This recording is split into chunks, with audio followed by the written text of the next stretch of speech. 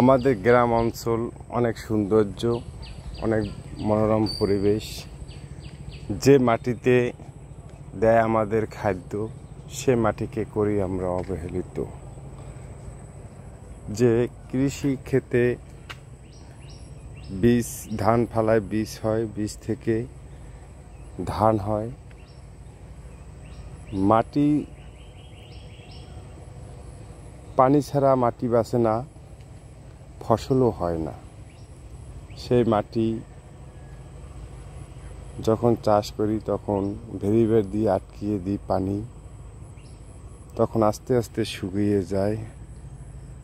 শুকিয়ে যেতে যেতে তখন দেখা গেছে যে বাঁধ ছেড়ে দিলেও কিন্তু পানি আসে না। কেন আসে না?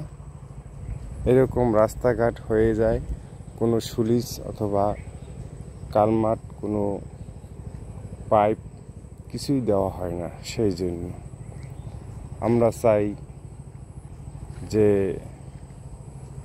নিজের স্বার্থ বুঝি ঠিকই, যখন আমরা খাদ্যের অভাবে পড়ি তখন আমরা বুঝি কি করিলাম, এত সুন্দর করে মনোরম পরিবেশ করে নিলাম, রাস্তা হয়ে গেল আমাদের রাস্তা।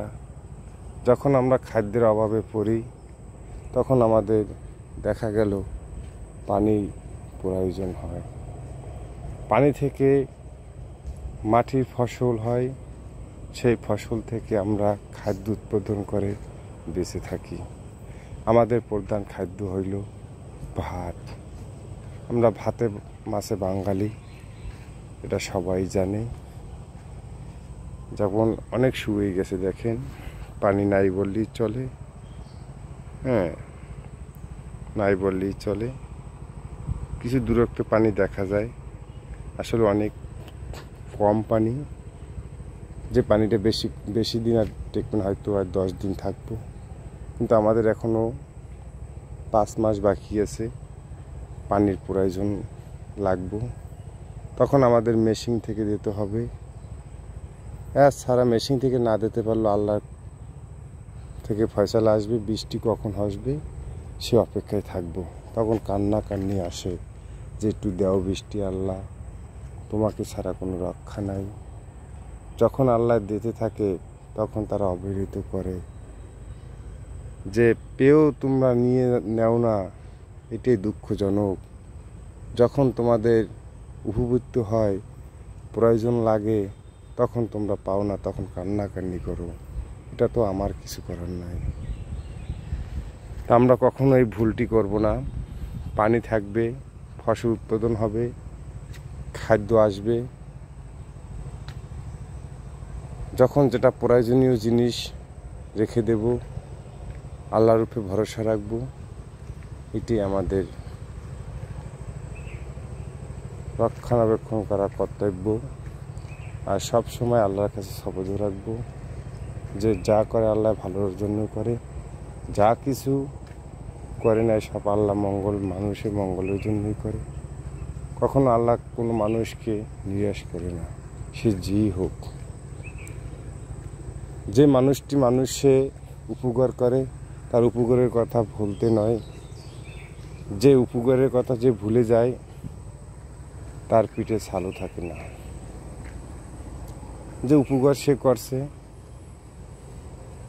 তারা এখন পিঠে ছাল তো থাকে না, কিন্তু তারে ছিঁড়ে ছিঁড়ে মাংসও খেয়ে ফেলে। সে প্রমাণটা আমি দিতে আসি। যা কিছু আছে আমাদের, সব কিছু আমাদের নিয়ামত।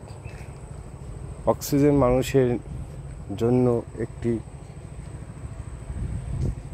গুরুত্বপূর্ণ, যা আমাদের টাকা পয়সা দিয়ে কেনা লাগে না। আর সেই অক্সিজেন আমরা গ্রহণ করি, নিঃশ্বাস করি। যেমন দেখায় আপনাদেরকে, এই দেখেন এই গাছটির নাম, এই গাছটি একটা ঔষধি গাছ, উপকার করে। তার কিন্তু গোড়া থেকেই কিন্তু ছাল নাই, তার চামড়াটা এরকমই উঠেই ফেলায়। তো গোড়ার জন্য উঠেই ফেলাইতে আছে, তার টুকরো টুকরো করে তার মাংসটাও এরকম নিয়ে যাবে।